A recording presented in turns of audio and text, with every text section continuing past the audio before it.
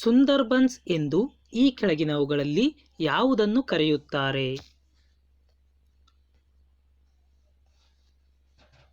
ಸುಂದರ್ಬನ್ಸ್ ಎಂದು ಮ್ಯಾಂಗ್ರೋವ್ ಅರಣ್ಯಗಳನ್ನು ಕರೆಯುತ್ತಾರೆ. ಉಪ ಉಷ್ಣವಲಯದ ಹೆಚ್ಚು ಒತ್ತಡ ಪ್ರದೇಶದಿಂದ ಸಮಭಾಜಕ ವೃತ್ತದ ಕಡಿಮೆ ಒತ್ತಡ ಪ್ರದೇಶದ ಕಡೆಗೆ ನಿರಂತರವಾಗಿ ಬೀಸುವ ಗಾಳಿಗಳನ್ನು ಏನೆಂದು ಕರೆಯಲಾಗುತ್ತದೆ?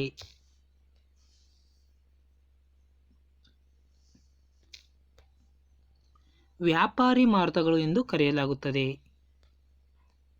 ಯಾವ ನದಿಯನ್ನು ಬಿಹಾರದ ಕಣ್ಣೀರಿನ ನದಿ ಎನ್ನುವರು?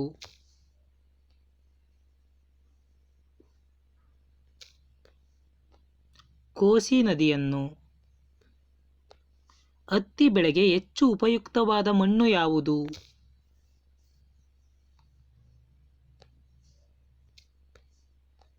ರೆಗೂರ್ ಮಣ್ಣು. ಭೂಮಿಯ ದೈನಿಕ ಚಲನೆಯ ಪರಿಣಾಮಗಳೇನು? ಭೂಮಿಯ ದೈನಿಕ ಚಲನೆಯಿಂದಾಗಿ ಹಗಲು ರಾತ್ರಿಗಳು ಉಂಟಾಗುತ್ತವೆ. ಸೂರ್ಯ, ಚಂದ್ರ, ನಕ್ಷತ್ರಗಳ ಉಗಮವಾಗುತ್ತದೆ. ಮಾರುತಗಳು, ಸಾಗರ ಪ್ರವಾಹಗಳು, ಉಬ್ಬರವಿಳಿತಗಳು ಉಂಟಾಗುತ್ತವೆ. ಉತ್ತರ ಅಟ್ಲಾಂಟಿಕ್ ಪ್ರವಾಹವು ಯಾವ ಪ್ರವಾಹಗಳಾಗಿ ವಿಭಜನೆ ಹೊಂದಿ ನಂತರ ಗಲ್ಫ್ ಸ್ಟ್ರೀಮ್ ಪ್ರವಾಹವಾಗುತ್ತದೆ?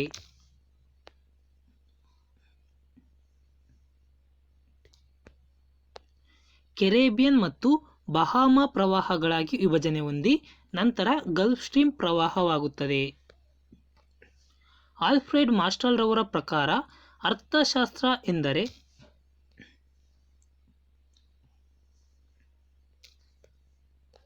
ಮನುಷ್ಯನ ಯೋಗಕ್ಷೇಮಕ್ಕೆ ಸಂಬಂಧಿಸಿದೆ. ಪೋಲವರಂ ಬಹು-ಉದ್ದೇಶಿತ ನೀರಾವರಿ ಯೋಜನೆ ಯಾವ ನದಿಗೆ ಸಂಬಂಧಿಸಿದೆ?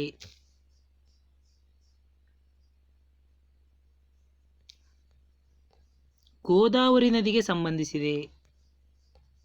ಯಾವ ಜಿಲ್ಲೆಯನ್ನು ಭಾರತದ ಸಹಕಾರಿ ಚಳುವಳಿಯ ತೊಟ್ಟಿಲು ಎಂದು ಕರೆಯುವರು?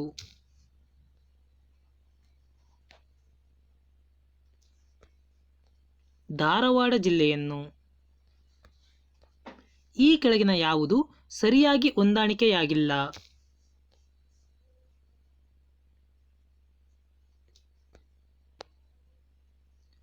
ವಿಜಯ್ ಘಾಟ್ ಲಾಲ್ ಬಹದ್ದೂರ್ ಶಾಸ್ತ್ರಿ ಇದು ಸರಿಯಾಗಿದೆ. ಕಿಶನ್ ಘಾಟ್ ಚರಣ್ ಸಿಂಗ್ ಇದು ಸರಿಯಾಗಿದೆ. ಅಭಯ್ ಘಾಟ್ ಮೊರಾರ್ಜಿ ದೇಸಾಯಿ ಇದು ಸರಿಯಾಗಿದೆ.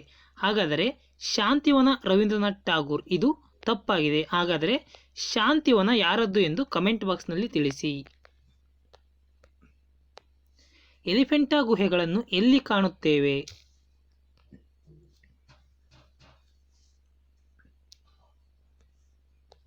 ಮಹಾರಾಷ್ಟ್ರದಲ್ಲಿ. ಈ ಕೆಳಗಿನ ಯಾವ ರಾಷ್ಟ್ರೀಯ ಉದ್ಯಾನವನ ಉತ್ತರಾಖಂಡದಲ್ಲಿದೆ?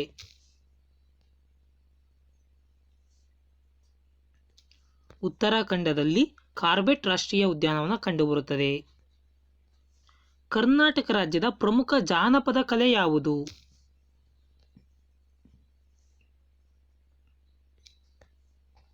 ಯಕ್ಷಗಾನ. ಕೂಕಿ ಬುಡಕಟ್ಟು ಜನಾಂಗದವರು ಯಾವ ರಾಜ್ಯಕ್ಕೆ ಸೇರಿದ್ದಾರೆ?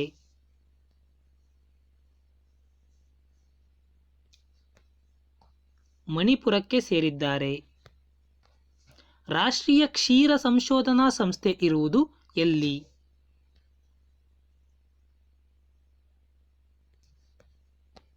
ಹರಿಯಾಣದಲ್ಲಿ. 4 ತಂತಿ ಈ ಕೃತಿಯನ್ನು ರಚಿಸಿದವರು ಯಾರು?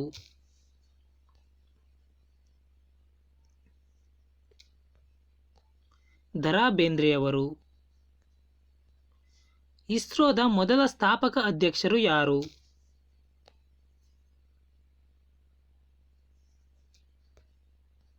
ಡಾಕ್ಟರ್ ವಿಕ್ರಮ್ ಸಾರಾಭಾಯಿ ಅವರು.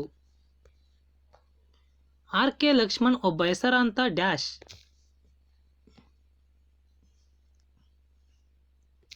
ಆರ್.ಕೆ. ಲಕ್ಷ್ಮಣ್ ಅವರು ಪ್ರಸಿದ್ಧ ವ್ಯಂಗ್ಯ ಚಿತ್ರಕಾರರು. ಬಾಂಬೆ ಸಮಾಚಾರ್ ಯಾವ ಭಾಷೆಯ ಪತ್ರಿಕೆ?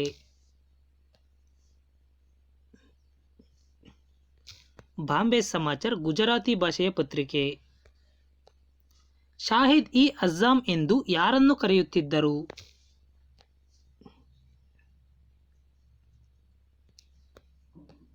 ಭಗತ್ ಸಿಂಗನ್ನು ಕರೆಯುತ್ತಿದ್ದರು. ಈ ಕೆಳಗಿನವುಗಳಲ್ಲಿ ಯಾವುದು ಮರದ ಕೊಂಬೆಗಳನ್ನು ಹೋಲುವ ಒಳಚರಂಡಿ ಮಾದರಿಗಳನ್ನು ವಿವರಿಸುತ್ತದೆ?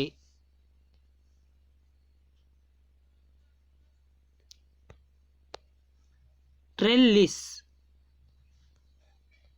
ಈ ಕೆಳಗಿನ ಯಾವ ರಾಜ್ಯಗಳಲ್ಲಿ ಊಲಾರ್ ಸರೋವರವಿದೆ?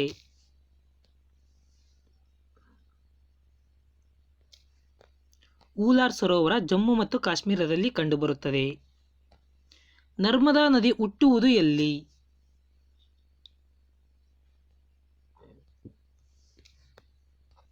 ಅಮರಕಂಟಕ. ಈ ಕೆಳಗಿನ ಯಾವ ಸರೋವರ ಉಪ್ಪು ನೀರಿನ ಸರೋವರವಾಗಿದೆ?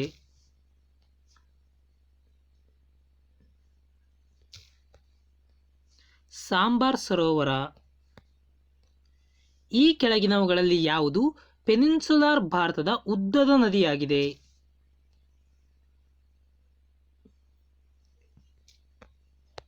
ಗೋದಾವರಿ. ಕೆಳಗಿನ ನದಿಗಳಲ್ಲಿ ಯಾವುದು ಬಿರುಕು ಕಣಿವೆ ರಿಫ್ಟ್ ವ್ಯಾಲಿಯ ಮೂಲಕ ಹರಿಯುತ್ತದೆ?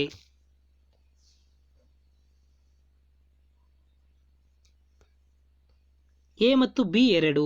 ದಾಮೋದರ್ ನದಿ ಮತ್ತು ತಾಪಿ ನದಿ ರಿಫ್ಟ್ ವ್ಯಾಲಿಯ ಮೂಲಕ ಹರಿಯುತ್ತವೆ. ಮೂರು ಬದಿಗಳಲ್ಲಿ ಸಮುದ್ರದಿಂದ ಸುತ್ತುವರೆದಿರುವ ಭೂಮಿಯನ್ನು ಏನೆಂದು ಕರೆಯಲಾಗುತ್ತದೆ?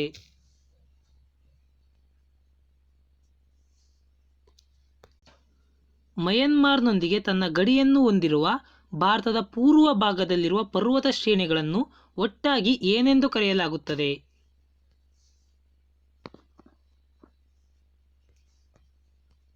ಪೂರ್ವಾಂಚಲ್ ಶ್ರೇಣಿಗಳು. ಇವು ಮಯನ್ಮಾರ್ನೊಂದಿಗೆ ತನ್ನ ಗಡಿಯನ್ನು ಹಂಚಿಕೊಂಡಿವೆ. ಗೋವಾದ ದಕ್ಷಿಣಕ್ಕಿರುವ ಪಶ್ಚಿಮ ಕರಾವಳಿ ಪಟ್ಟಿಯನ್ನು ಏನೆಂದು ಕರೆಯಲಾಗುತ್ತದೆ?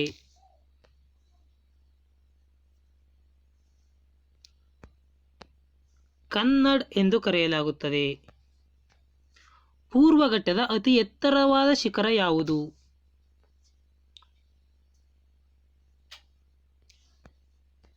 ಮಹೇಂದ್ರಗಿರಿ ಶಿಖರ. ಟ್ರಾಪಿಕ್ ಆಫ್ ಕ್ಯಾನ್ಸರ್ ಈ ಕೆಳಗಿನ ಯಾವ ರಾಜ್ಯವನ್ನು ಹಾದು ಹೋಗುವುದಿಲ್ಲ?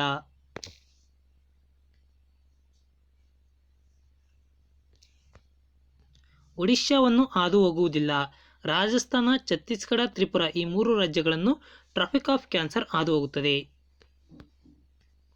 ಭಾರತದ ಪೂರ್ವ ತುದಿಯ ರೇಖಾಂಶ ಯಾವುದು?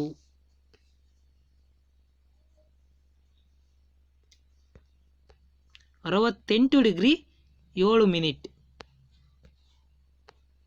ಈ ಕೆಳಗಿನ ಯಾವ ದೇಶವು ಭಾರತೀಯ ರಾಜ್ಯವಾದ ಉತ್ತರಾಖಂಡ, ಉತ್ತರ ಪ್ರದೇಶ, ಬಿಹಾರ, ಪಶ್ಚಿಮ ಬಂಗಾಳ ಮತ್ತು ಸಿಕ್ಕಿಂನೊಂದಿಗೆ ಸಾಮಾನ್ಯ ಗಡಿಯನ್ನು ಹೊಂದಿದೆ?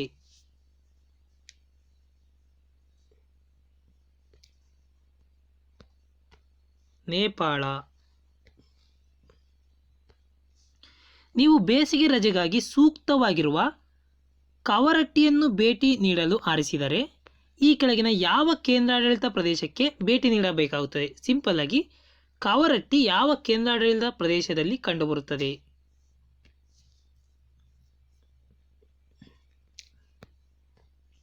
ಲಕ್ಷದ್ವೀಪ.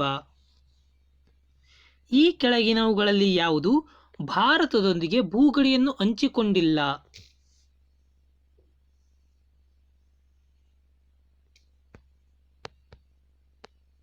ತಜಿಕಿಸ್ತಾನ. ಭೂತಾನ್, ಬಾಂಗ್ಲಾದೇಶ, ನೇಪಾಳ ಈ ಮೂರು ಕೂಡ ಭಾರತದೊಂದಿಗೆ ಭೂಗಡಿಯನ್ನು ಹಂಚಿಕೊಂಡಿವೆ. ಟೋಟಲ್ 7 ದೇಶಗಳು ಭಾರತದೊಂದಿಗೆ ಭೂಗಡಿಯನ್ನು ಹಂಚಿಕೊಂಡಿವೆ. ಈ ಕೆಳಗಿನವುಗಳಲ್ಲಿ ಯಾವುದು ದಕ್ಷಿಣದ ಅಂಚಿನ ಹಿಮಾಲಯ ಎಂದು ಕರೆಯಲ್ಪಡುತ್ತದೆ?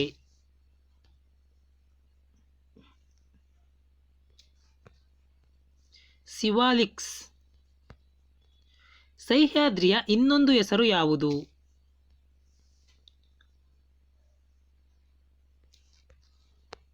ಪಶ್ಚಿಮ ಘಟ್ಟಗಳಿಗೆ ಸಹ್ಯಾದ್ರಿ ಎಂದು ಕರೆಯುತ್ತಾರೆ. ಪಾಕ್ ಜಲಸಂಧಿ ಎಲ್ಲಿದೆ?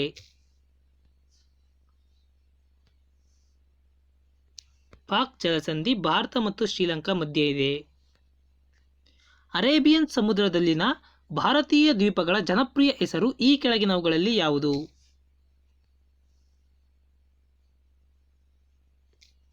ಅರಬ್ಬಿ ಸಮುದ್ರದಲ್ಲಿರುವ ಭಾರತ ದ್ವೀಪಗಳ ಹೆಸರು ಲಕ್ಷದ್ವೀಪಗಳು. ಈ ಕೆಳಗಿನವುಗಳಲ್ಲಿ ಯಾವುದು ಭಾರತದ ಅತ್ಯಂತ ಹಳೆಯ ಪರ್ವತ ಶ್ರೇಣಿಯಾಗಿದೆ?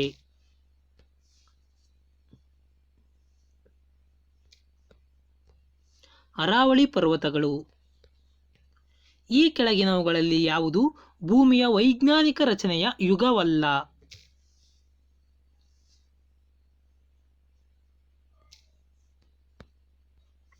ಕ್ಯಾಂಬ್ರಿಯನ್ ಇದು ಭೂಮಿಯ ವೈಜ್ಞಾನಿಕ ರಚನೆಯ ಯುಗ ಅಲ್ಲ. ಇನ್ನು ಅಜೋಯಿಕ್ ಯುಗ, ನಿರ್ಜೀವ ಯುಗ, ಪ್ಯಾಲಿಯೋಜೋಯಿಕ್ ಯುಗ, ಮೆಸೋಜೋಯಿಕ್ ಯುಗ ಇವು ಮೂರೂ ಕೂಡ ಭೂಮಿಯ ವೈಜ್ಞಾನಿಕ ರಚನೆಯ ಯುಗಗಳಾಗಿವೆ. ಈ ಕೆಳಗಿನವುಗಳಲ್ಲಿ ಭೂಖಂಡದ ಕಪಾಟಿ ಕಾಂಟಿನೆಂಟಲ್ ಶೆಲ್ಫ್ ಇದರ ಮೂಲದ ಯುಗ ಯಾವುದು?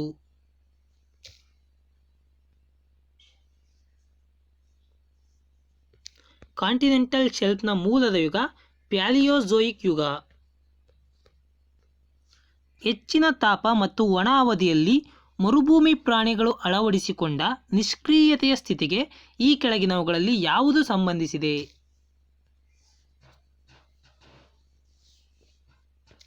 ಮರುಭೂಮಿ ಪ್ರಾಣಿಗಳು ಅಳವಡಿಸಿಕೊಂಡಿರುವ ನಿಷ್ಕ್ರಿಯತೆಗೆ ಎಸ್ಟಿವೇಷನ್ ಎಂದು ಕರೆಯುತ್ತಾರೆ. ಜೈವಿಕ ಸಂಪನ್ಮೂಲಗಳು ಮತ್ತು ಅಜೈವಿಕ ಸಂಪನ್ಮೂಲಗಳ ಬಗ್ಗೆ ಈ ಕೆಳಗಿನ ಯಾವ ಹೇಳಿಕೆ ಸರಿಯಾಗಿದೆ?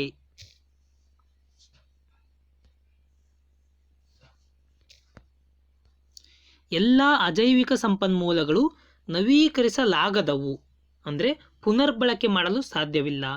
ಆದರೆ ಕೆಲವು ಜೈವಿಕ ಸಂಪನ್ಮೂಲಗಳು ನವೀಕರಿಸಲಾಗದವು.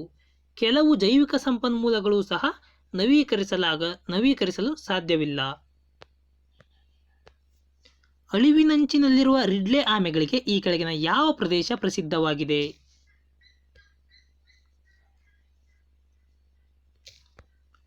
ಗಹಿರ್ಮಾತಾ.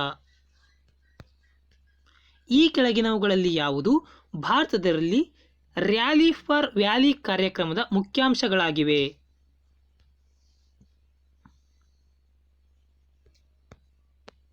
ಪರಿಸರ ನಾಶ ಎನ್ವಿರಾನ್ಮೆಂಟಲ್ ಡಿಗ್ರೇಡೇಷನ್. ಎಲ್ ನಿನೋ ಸದರ್ನ್ ಆಂದೋಲನ ಮತ್ತು ಅದರ ಮುನ್ಸೂಚನೆಯ ಮೇಲೆ ಕೇಂದ್ರೀಕರಿಸಿದ ಮೊದಲ ಸಂಶೋಧನಾ ಯೋಜನಾ ಕಾರ್ಯಕ್ರಮ ಈ ಕೆಳಗಿನವುಗಳಲ್ಲಿ ಯಾವುದು? ಯಾವುದರ ಮೇಲೆ? ಎಲ್ ನಿನೋ ಸದರ್ನ್ ಆಂದೋಲನ ಮತ್ತು ಅದರ ಮುನ್ಸೂಚನೆಯ ಮೇಲೆ ಕೇಂದ್ರೀಕರಿಸಿದ ಮೊದಲ ಸಂಶೋಧನಾ ಯೋಜನೆ ಕಾರ್ಯಕ್ರಮ ಈ ಕೆಳಗಿನವುಗಳಲ್ಲಿ ಯಾವುದು? ಎಲ್ ನಿನೋ ಹವಾಮಾನ ವ್ಯತ್ಯಾಸ ಮತ್ತು ಮುನ್ಸೂಚನೆ ಕಾರ್ಯಕ್ರಮ. ಈ ಕೆಳಗಿನ ಯಾವ ಸಚಿವಾಲಯವು ರಾಷ್ಟ್ರೀಯ ನದಿ ಸಂರಕ್ಷಣಾ ನಿರ್ದೇಶನಾಲಯದ ಕಾರ್ಯಕ್ರಮಗಳನ್ನು ಮೇಲ್ವಿಚಾರಣೆ ಮಾಡುತ್ತದೆ? ರಾಷ್ಟ್ರೀಯ ನದಿ ಸಂರಕ್ಷಣಾ ನಿರ್ದೇಶನಾಲಯದ ಕಾರ್ಯಕ್ರಮಗಳನ್ನು ಪರಿಸರ ಮತ್ತು ಅರಣ್ಯ ಸಚಿವಾಲಯವು ಮೇಲ್ವಿಚಾರಣೆ ಮಾಡುತ್ತದೆ. ಸಂಗೀತ ಕ್ಷೇತ್ರದ ಸಾಧನೆಗಾಗಿ ನೀಡಲಾಗುವ ಪ್ರತಿಷ್ಠಿತ ಪ್ರಶಸ್ತಿ ಯಾವುದು?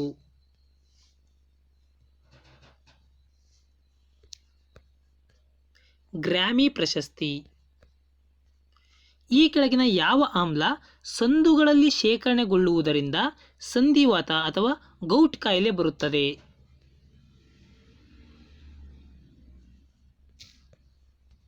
ಯೂರಿಕ್ ಆಮ್ಲ.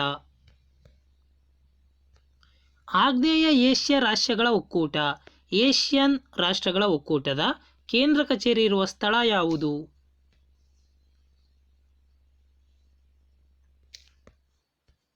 ಜಕಾರ್ತಾ. ಭಾರತದ ರಾಜಧಾನಿಗಳನ್ನು ಕೋಲ್ಕತ್ತಾದಿಂದ ದೆಹಲಿಗೆ ವರ್ಗಾಯಿಸಿದ ಸಂದರ್ಭದಲ್ಲಿ ಗವರ್ನರ್ ಜನರಲ್ ಆಗಿದ್ದವರು ಯಾರು?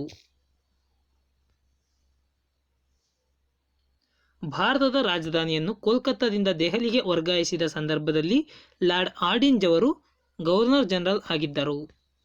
ಕಲ್ಲಿದ್ದಲು ಈ ಕೆಳಗಿನ ಯಾವ ಶಿಲೆಗಳಲ್ಲಿ ದೊರೆಯುತ್ತದೆ? ನಮಗೆ ಕಲ್ಲಿದ್ದಲು ದೊರೆಯುವುದು ಪದರು ಶಿಲೆಗಳಿಂದ. ಒಂದು ವಸ್ತುವಿನ ರಾಶಿ ಮತ್ತು ವೇಗದ ಗುಣಲಬ್ಧವನ್ನು ಏನೆಂದು ಕರೆಯುತ್ತಾರೆ?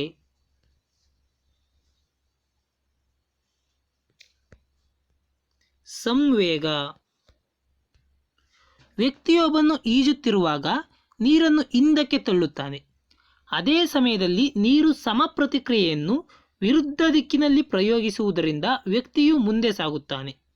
ಇದು ಈ ಕೆಳಕಂಡ ಯಾವ ನಿಯಮವನ್ನು ಆಧರಿಸಿದೆ?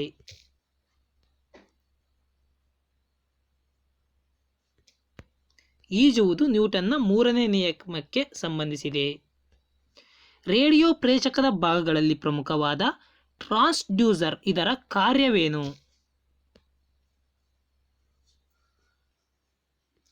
ಟ್ರಾನ್ಸ್ಡ್ಯೂಸರ್ನ ಕಾರ್ಯ ಶಬ್ದ ತರಂಗಗಳನ್ನು ಶ್ರವಣ ಸಂಕೇತಗಳನ್ನಾಗಿ ಮಾರ್ಪಡಿಸುವುದು. ಇವುಗಳಲ್ಲಿ ಯಾವ ಜೋಡಿ ಸರಿಯಾಗಿದೆ ಎಂಬುದನ್ನು ಗುರುತಿಸಿರಿ.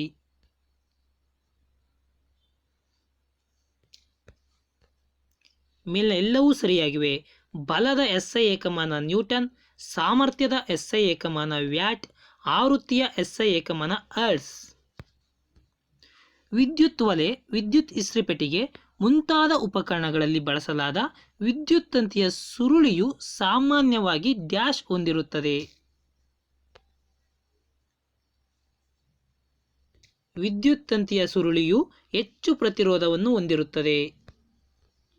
ಮೂಳೆಗಳ ಸ್ಥಾನಪಲ್ಲಟ, ಉಳುಕಿನ ಚಿಕಿತ್ಸೆ, ವೈದ್ಯಕೀಯ ಚಿಕಿತ್ಸೆಯಲ್ಲಿ ಈ ಕೆಳಗಿನ ಯಾವ ವಿಕಿರಣವನ್ನು ಬಳಸುತ್ತಾರೆ?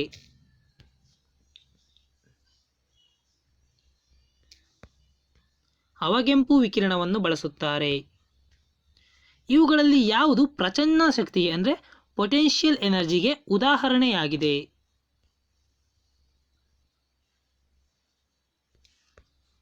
ಡ್ಯಾಮ್ನಲ್ಲಿ ಸಂಗ್ರಹಿಸಿಟ್ಟ ನೀರು.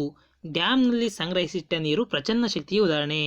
ಸಂಗ್ರಹಿಸಿಟ್ಟಿರುವುದರಿಂದ ಇಲ್ಲಿ ಪ್ರಚನ್ನ ಶಕ್ತಿ ಹೆಚ್ಚಾಗಿರುತ್ತದೆ. ತೂಕವುಳ್ಳ ಯಾವುದೇ ಕಾಯದ ಕೆಳಮುಖ ಚಲನೆಯು ಅದರ ಗಾತ್ರಕ್ಕೆ ಅನುಪಾತೀಯವಾಗಿರುತ್ತದೆ ಎಂದು ಈ ಕೆಳಗಿನ ಯಾರು ಪ್ರತಿಪಾದಿಸಿದ್ದಾರೆ?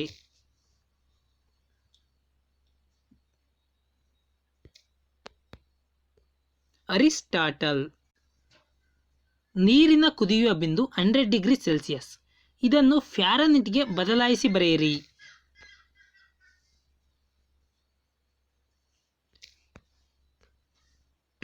Degree Fahrenheit.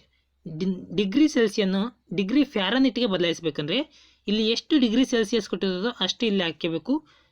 ಇಂಟು 9/5 ಮಾಡಬೇಕು. +32 ಮಾಡಿದರೆ ನಮಗೆ ಡಿಗ್ರಿ ಫ್ಯಾರನ್ಹೀಟಲ್ಲಿ ಆನ್ಸರ್ ಬರುತ್ತೆ.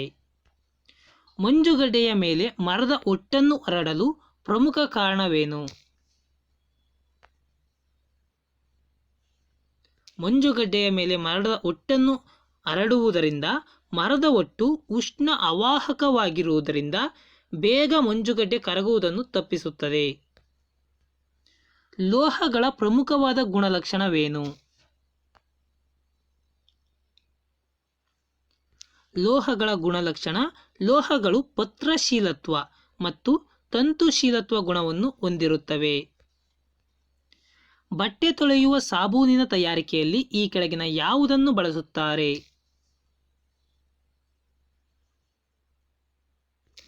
ಸಾಬೂನಿನ ತಯಾರಿಕೆಯಲ್ಲಿ ಸೋಡಿಯಂ ಹೈಡ್ರಾಕ್ಸೈಡ್ ಅನ್ನು ಬಳಸುತ್ತಾರೆ. ಕೆಲವು ಘನವಸ್ತುಗಳನ್ನು ಕಾಯಿಸಿದಾಗ ದ್ರವ ಸ್ಥಿತಿಗೆ ಬಾರದೆ ನೇರವಾಗಿ ಅನಿಲ ರೂಪಕ್ಕೆ ಬರುತ್ತದೆ.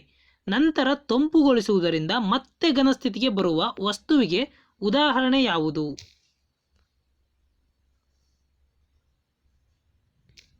ಉದಾಹರಣೆ ಕರ್ಪೂರ. ಏಕೆಂದರೆ ಇದು ದ್ರವ ಸ್ಥಿತಿಗೆ ಬರುವುದಿಲ್ಲ. ಘನದಿಂದ ಡೈರೆಕ್ಟಾಗಿ ಅನಿಲ ಮತ್ತು ಅನಿಲದಿಂದ ಸಂಕುಚಿತಗೊಳಿಸಿ ಡೈರೆಕ್ಟಾಗಿ ಘನಕ್ಕೆ ಬರುತ್ತದೆ. ಜೀವಕೋಶದ ಕಣದಂಗಗಳು ಮತ್ತು ಅವುಗಳ ಸಂಶೋಧಕರಿಗೆ ಸಂಬಂಧಿಸಿದಂತೆ ಯಾವ ಜೋಡಿ ತಪ್ಪಾಗಿದೆ ಎಂಬುದನ್ನು ಗುರುತಿಸಿರಿ.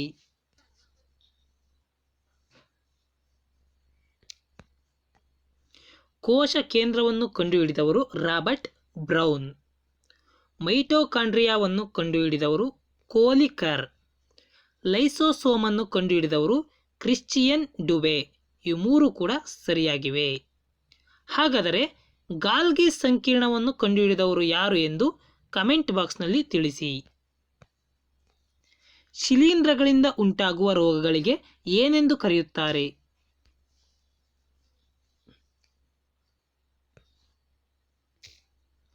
ಮೈಕೋಸಿಸ್ ಎಂದು ಕರೆಯುತ್ತಾರೆ. ಉತ್ತರ ಮೇರೂರು ಶಾಸನವನ್ನು ಹೊರಡಿಸಿದ ಚೋಳ ಅರಸ ಯಾರು?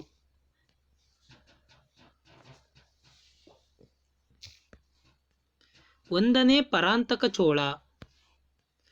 ಭಾರತದಲ್ಲಿ ಮೊಟ್ಟಮೊದಲು ಇಂಗ್ಲಿಷ್ ಶಿಕ್ಷಣವನ್ನು ಜಾರಿಗೆ ತಂದವರು ಯಾರು?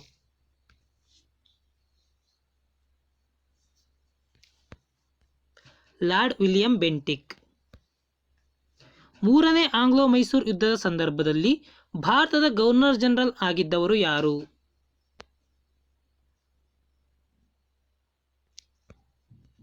Lord Cornwallis. ಬೆಸ್ಸಿನ್ ಒಪ್ಪಂದಕ್ಕೆ ಸಹಿ ಹಾಕುವ ಮೂಲಕ ಸಹಾಯಕ ಸೈನ್ಯ ಪದ್ಧತಿಯನ್ನು ಒಪ್ಪಿದ ಪೇಶ್ವೆ ಯಾರು?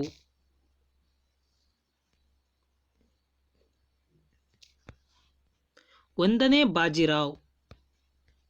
ಈ ಕೆಳಗಿನ ಯಾವ ರೇಖಾಂಶ ಭಾರತದ ಮಧ್ಯದಲ್ಲಿ ಹಾದು ಹೋಗುತ್ತದೆ?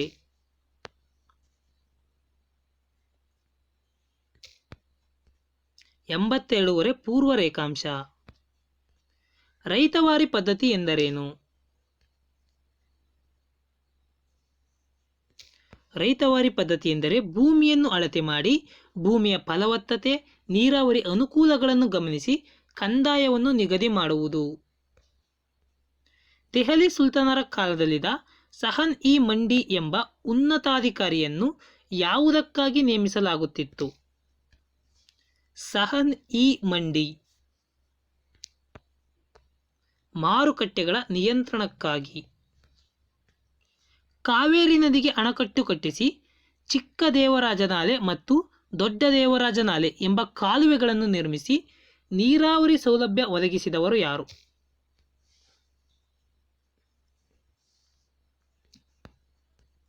ಚಿಕ್ಕ ದೇವರಾಜ ಒಡೆಯರು. ಮಹಮ್ಮದ್ ಬಿನ್ ತುಘಲಕ್ ಜಾರಿಗೆ ತಂದ ದಿನಾರ್ ಎಂಬ ನಾಣ್ಯವು ಈ ಲೋಹದಿಂದ ಮಾಡಲ್ಪಟ್ಟಿದೆ. ದಿನಾರನ್ನು ಮಹಮ್ಮದ್ ಬಿನ್ ತುಘಲಕ್ ಜಾರಿಗೆ ತಂದನು. ಇದು ಬಂಗಾರದಿಂದ ಮಾಡಲ್ಪಟ್ಟಿದೆ. ಬೇಲೂರಿನ ಚೆನ್ನಕೇಶವ ದೇವಾಲಯವನ್ನು ನಿರ್ಮಿಸಿದವರು ಯಾರು?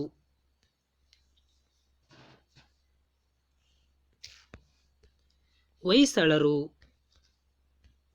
ಕಾವೇರಿ ನದಿಯು ಅಂತಿಮವಾಗಿ ಈ ಕೆಳಗಿನವುಗಳಲ್ಲಿ ಯಾವುದನ್ನು ಸೇರುತ್ತದೆ?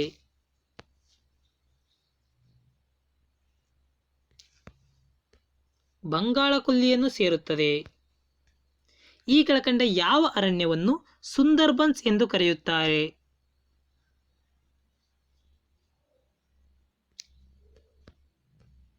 ಮ್ಯಾಂಗ್ರೋವ್ ಅರಣ್ಯಗಳನ್ನು.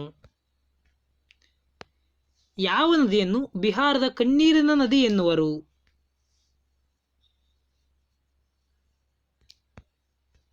ಕೋಸಿ ನದಿಯನ್ನು. ಕೆಳಗೆ ಕೊಟ್ಟಿರುವ ಗಿರಿಧಾಮಗಳು ಮತ್ತು ಅವುಗಳಿರುವ ರಾಜ್ಯಗಳಿಗೆ ಸಂಬಂಧಿಸಿದಂತೆ ಯಾವ ಜೋಡಿ ತಪ್ಪಾಗಿದೆ ಎಂಬುದನ್ನು ಗುರುತಿಸಿರಿ.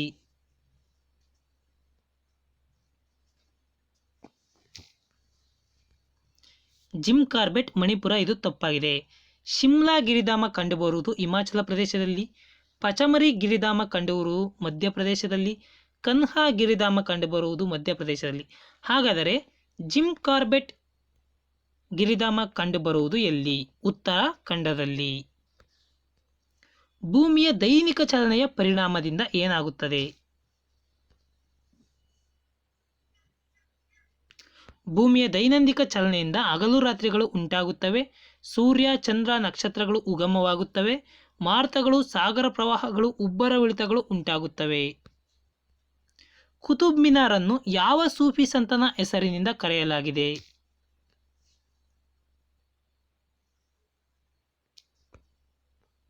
ಕುತುಬುದ್ದೀನ್ ಬಕ್ತಿಯಾರ್ ಕಕಿ. ಶರಾವತಿ ವನ್ಯಜೀವಿ ಆಶ್ರಯಧಾಮ ಇರುವ ಸ್ಥಳ ಯಾವುದು?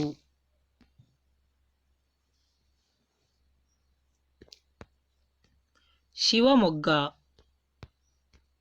ಶ್ರೀನಗರದ ಒಡತಿ ಎಂದು ಈ ಕೆಳಗಿನ ಯಾವ ಸರೋವರವನ್ನು ಕರೆಯುತ್ತಾರೆ?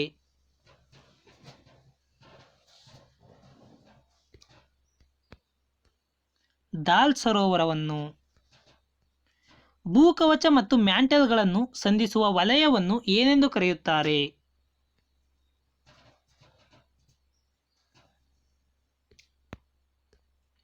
ಮೊಹರೋವಿಕ್ ಸೀಮಾ ವಲಯ ಎಂದು ಕರೆಯುತ್ತಾರೆ.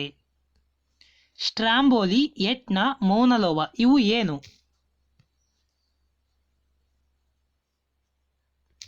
ಇವೆಲ್ಲವೂ ಕೂಡ ಜಾಗೃತ ಜ್ವಾಲಾಮುಖಿಗಳು. ಗರಿಷ್ಠ ಶೇಕಡ ಪ್ರಮಾಣದ ಇಂಗಾಲವನ್ನು ಹೊಂದಿರುವ ಕಲ್ಲಿದ್ದಲು ಯಾವುದು?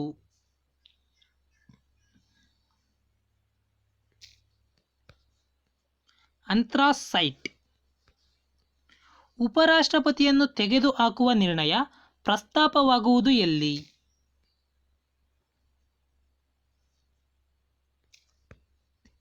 ರಾಜ್ಯಸಭೆಯಲ್ಲಿ ಮಾತ್ರ. ಈ ಕೆಳಗೆ ಕೊಟ್ಟಿರುವ ಕಾಯ್ದೆಗಳು ಮತ್ತು ಅವುಗಳು ಜಾರಿಗೆ ಬಂದ ವರ್ಷಗಳ ಜೋಡಿಯಲ್ಲಿ ಯಾವ ಜೋಡಿ ತಪ್ಪಾಗಿದೆ ಎಂಬುದನ್ನು ಗುರುತಿಸಿರಿ.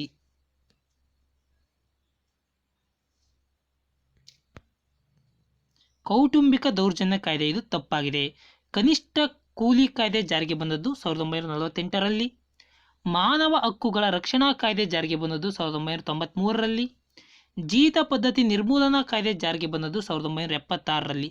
ಹಾಗಾದರೆ ಕೌಟುಂಬಿಕ ದೌರ್ಜನ್ಯ ಕಾಯ್ದೆ ಯಾವಾಗ ಜಾರಿಗೆ ಬಂದಿತು ಎಂದು ಕಮೆಂಟ್ ಬಾಕ್ಸ್ನಲ್ಲಿ ತಿಳಿಸಿ. ಭಾರತ ಸಂವಿಧಾನವನ್ನು ರಚಿಸಲು ಸಂವಿಧಾನ ರಚನಾ ಸಭೆಯನ್ನು ರಚಿಸಬೇಕೆಂದು ಒತ್ತಾಯವನ್ನು ಬ್ರಿಟಿಷ್ ಸರ್ಕಾರದ ಮೇಲೆ ಮೊಟ್ಟಮೊದಲ ಬಾರಿಗೆ ಹಾಕಿದವರು ಯಾರು?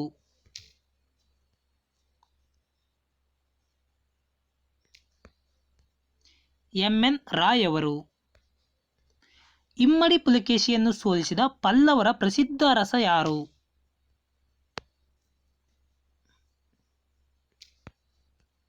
ನರಸಿಂಹವರ್ಮ.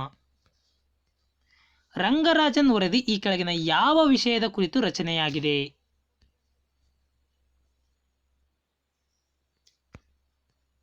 ಬಡತನದ ವರದಿಯನ್ನು ಕುರಿತು. ಪ್ಲಾನ್ಡ್ ಎಕಾನಮಿ ಫಾರ್ ಇಂಡಿಯಾ ಈ ಕೃತಿಯನ್ನು ಈ ಕೆಳಗಿನ ಯಾರು ರಚಿಸಿದ್ದಾರೆ?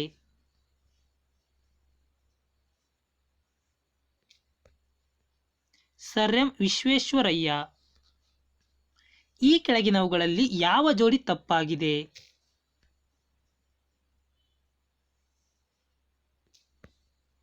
ಆಪ್ಷನ್ ಸಿ ತಪ್ಪಾಗಿದೆ. ಗೌರಿಬಿದನೂರು ಕರ್ನಾಟಕದಲ್ಲಿ ಕಂಡುಬರುತ್ತದೆ, ಪೂರ್ಣ ಮಹಾರಾಷ್ಟ್ರದಲ್ಲಿ ಕಂಡುಬರುತ್ತದೆ, ಕೊಡೈಕೆನಾಲ್ ತಮಿಳುನಾಡಿನಲ್ಲಿ ಕಂಡುಬರುತ್ತದೆ. ಹಾಗಾದರೆ ಕೊಲಬ ಯಾವ ರಾಜ್ಯದಲ್ಲಿ ಕಂಡುಬರುತ್ತದೆ ಎಂದು ಕಮೆಂಟ್ ಬಾಕ್ಸ್ನಲ್ಲಿ ತಿಳಿಸಿ. ಈ ಕೆಳಗಿನವುಗಳಲ್ಲಿ ಯಾರು ಜನಸಂಖ್ಯಾ ಮತ್ತು ಸಾರ್ವಜನಿಕ ಆರೋಗ್ಯ ಸಂಸದೀಯ ವೇದಿಕೆಯ ಪದನಿಮಿತ್ತ ಅಧ್ಯಕ್ಷರಾಗಿರುತ್ತಾರೆ? ಜನಸಂಖ್ಯಾ ಮತ್ತು ಸಾರ್ವಜನಿಕ ಆರೋಗ್ಯ ಸಂಸದೀಯ ವೇದಿಕೆಯ ಪದನಿಮಿತ್ತ ಅಧ್ಯಕ್ಷರು ಉಪರಾಷ್ಟ್ರಪತಿಗಳಾಗಿರುತ್ತಾರೆ. ಕೆ ಸಂತಾನಂ ಸಮಿತಿಗೆ ಸಂಬಂಧಿಸಿದಂತೆ ಈ ಕೆಳಗಿನ ಯಾವ ಹೇಳಿಕೆ ತಪ್ಪಾಗಿದೆ?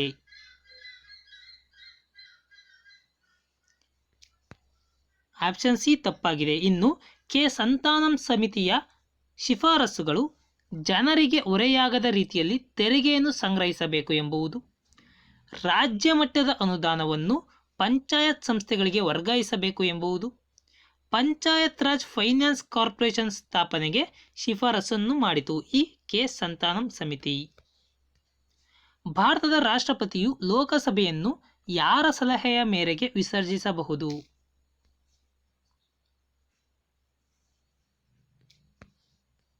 ಪ್ರಧಾನಮಂತ್ರಿಯ ಸಲಹೆಯ ಮೇರೆಗೆ. ಸಂಸತ್ತಿನ ಯಾವುದೇ ಸದನವು ಕಾರ್ಯಕಲಾಪ ನಡೆಸಲು ಆ ಸದನದಲ್ಲಿ ಅಧ್ಯಕ್ಷರನ್ನು ಸೇರಿಸಿ 10⁻1 ಸದಸ್ಯರು ಹಾಜರಿರಬೇಕು.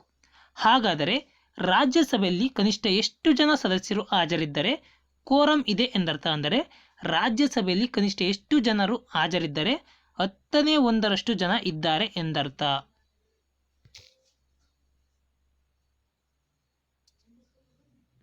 ಸರಿಯಾದ ಉತ್ತರ 25 ಜನ ಸದಸ್ಯರು ಇದ್ದರೆ.